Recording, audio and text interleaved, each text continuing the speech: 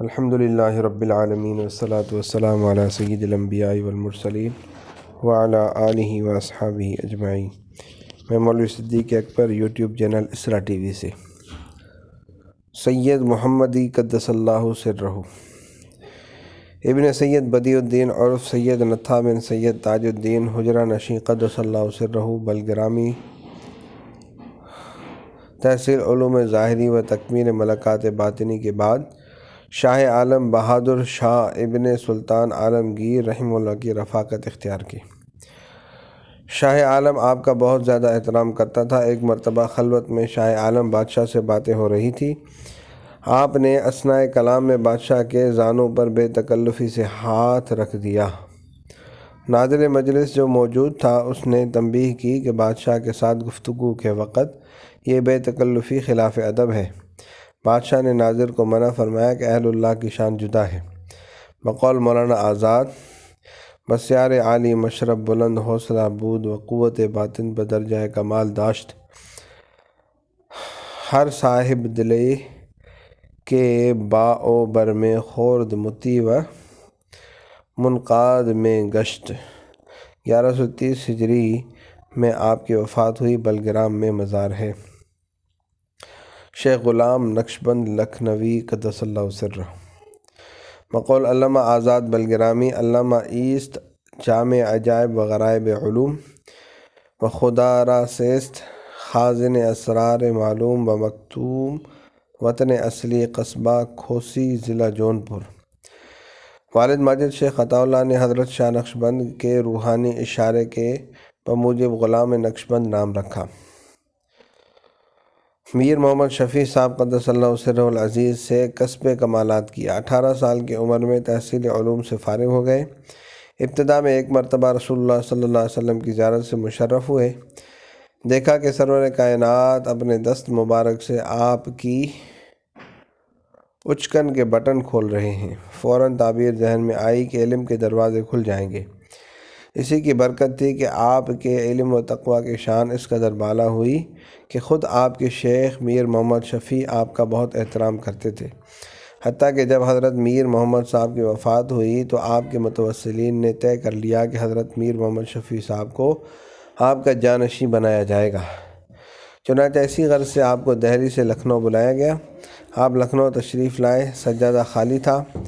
ایک تاریخ مقرر کی گئی، عمائدین لکھنؤ تشریف لائے، لیکن جب دستار خلافت آپ کو پیش کی گئی تو آپ نے نہایت ادب سے اس کو حضرت غلام نقشبند کے سر پر آراستہ کر دیا اور لجاجت کے ساتھ اس کی منظوری کی فرمائش کی۔ عمائدین لکھنؤ نے بھی حضرت میر صاحب کی تجویز پر عمل کیا، مگر یہ ایک ایسا فعل تھا جس کی اطلاع اس سے پیشتر خود غلام نقشبند صاحب کو بھی نہ تھی۔ بہرحال شیخ غلام نقشبند اپنے شیخ کے مرشد کے جانشین تسلیم کیے گئے اور پھر آپ نے اس جانشینی کا پورا حق ادا فرمایا۔ علوم ظاہری اور باطنی کے طلباء کے لیے آپ مرجع اور ملاذ بنے اور جہان رابع یمن تربیت کمال جہتین گراں مایا ساخت، سلسلہ اکثر فضلائے عصر بآں جناب منتہی میں شود۔ آپ کی تمام تر توجہ حفظ شریعت میں مصروف رہتی۔ الحب للہ اور البغض للہ کے بموجب جس سے بھی خلاف شریعت کوئی حرکت سرزد ہوتی آپ اس کو تنبیہ فرماتے، پھر اگر اس کو توبہ کی توفیق ہوتی تو پہلے سے زیادہ مورد عنایات ہوتا۔ شاہ عالم بادشاہ نے آپ کو تشریف آوری کی تکلیف دی اور حد سے زیادہ اعزاز و اکرام کیا۔ 30 رجب 1126 ہجری کو آپ کی وفات ہوئی۔ قرآن پاک کی متعدد سورتوں کی آپ نے علیحدہ علیحدہ تفسیر قلم بند کی۔ اس کے علاوہ تصوف وغیرہ میں بھی تصانیف یادگار چھوڑ دیں۔ شیخ احمد عرف ملا جیون امیٹھوی بن شیخ ابو سعید بن عبداللہ بن عبدالرزاق بن مخدوم خاصہ قدس اللہ سرہ العزیز، مخدوم خاصہ قصبہ امیٹھی 505 مشہور بزرگوں میں سے تھے۔ آپ کا نسب شریف سیدنا صدیق اکبر رضی اللہ تعالیٰ عنہ سے وابستہ ہے۔ ملا جیون قصبہ امیٹھی میں پیدا ہوئے۔ یورپ کے متفرق قصبات میں رہ کر فضلائے عصر سے پورب کے متفرق قصبات میں رہ کر فضلائے عصر سے استفادہ علوم کیا۔ آخر میں ملا لطیف اللہ گوروی سے سند فراغت حاصل کی۔ کشش طالع نے آپ کو عالمگیر تک پہنچایا۔ عالمگیر نے آپ کے سامنے زانوئے تلمذ طے کیا اور پھر تمام عمر حد سے زیادہ اعزاز و احترام کرتا رہا۔ اسی طرح شاہ عالم خلف عالمگیر بھی آپ کے سامنے لوازم تکریم بجا لاتا تھا۔ ملا صاحب سادہ وضع تھے، تکلفات رسمی سے قطعاً بیگانہ، مگر حافظہ نہایت قوی تھا۔ کتب درسی کی عبارتوں کے پورے ورق حفظ یاد تھے۔ بڑے بڑے قصیدے ایک مرتبہ سننے سے یاد ہو جاتے۔ آپ کے تبحر علمی کے متعلق آزاد بلگرامی کے الفاظ یہ ہیں: حاصل کلام الہی و در دانش عقلی و نقلی بحر لا متناہی۔ تمام زندگی درس و تدریس اور تصنیف و تالیف میں صرف کی۔ زیارت حرمین شریفین کی سعادت سے بہرہ اندوز ہوئے۔ تفسیر احمدی اور نور الانوار آپ کی مشہور تصانیف ہیں۔ 1130 ہجری میں کاشانہ فردوس کو نشیمن بنایا۔ نعش مبارک دہلی سے امیٹھی لے جا کر دفن کی گئی، رحمۃ اللہ علیہ وقدس سرہ۔ تفاوت مراتب: مقام مجددیت، خلفائے مجددی اور معاصرین کرام۔ دور مجددی کے چند معاصرین کا ذکر مبارک سپرد قلم ہوا۔ بہت سے حضرات کا ذکر باقی رہ گیا۔ نہ وقت میں اتنی گنجائش ہے، نہ اوراق کتاب میں اس قدر وسعت۔ سینکڑوں کتابوں کے ہزاروں اوراق ان حضرات کے دلچسپ تذکروں سے پر ہیں، جن کو پڑھ کر قلب پر ایک عجیب عالم وجد و ماہویت طاری ہو جاتا ہے اور بے اختیار دل چاہتا ہے کہ ساری باتوں کو چھوڑ کر صرف انہی پاکان حق کا ذکر کیجیے۔ صدیاں گزر گئی، اس شاہ کے حق کے ذکر میں آج بھی یہ تاثیر ہے۔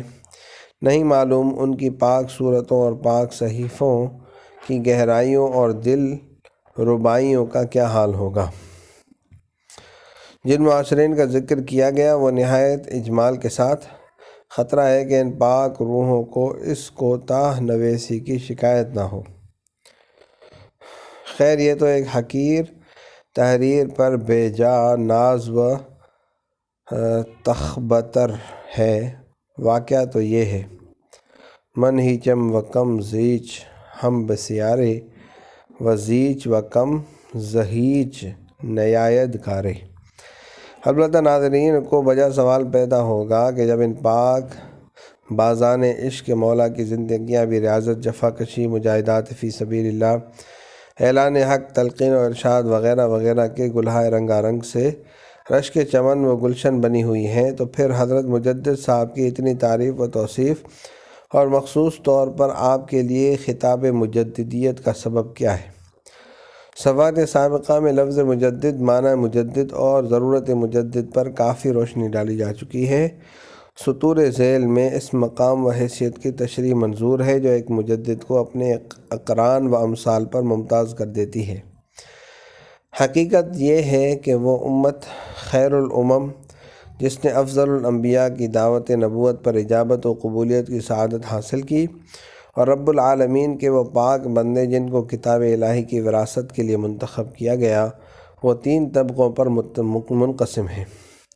ثم اورثنا الکتاب الذین اصطفینا من عبادنا فمنہم ظالم لنفسہ ومنہم مقتصد ومنہم سابق بالخیرات بإذن اللہ ذلک هو الفضل الکبیر۔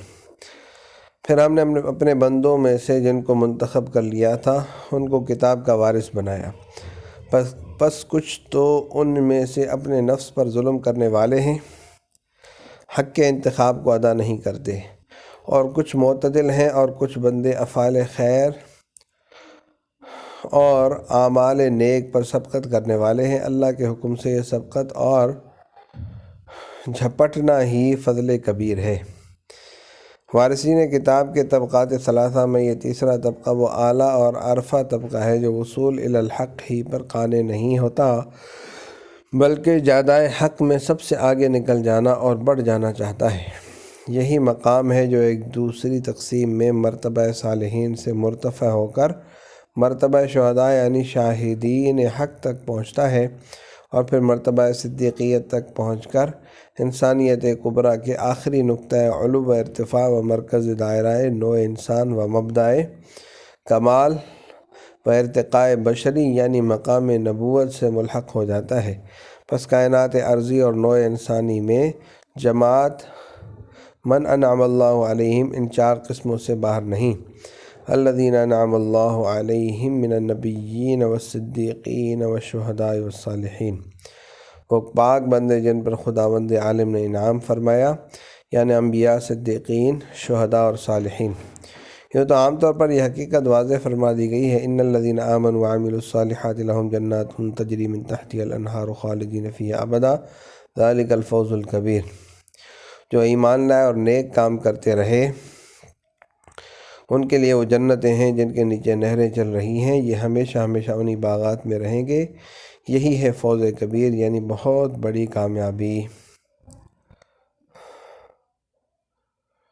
وصلی اللہ تعالیٰ علی حبیبی سیدنا محمد وعلی آلہ واصحابہ اجمعین برحمتک یا ارحم الراحمین۔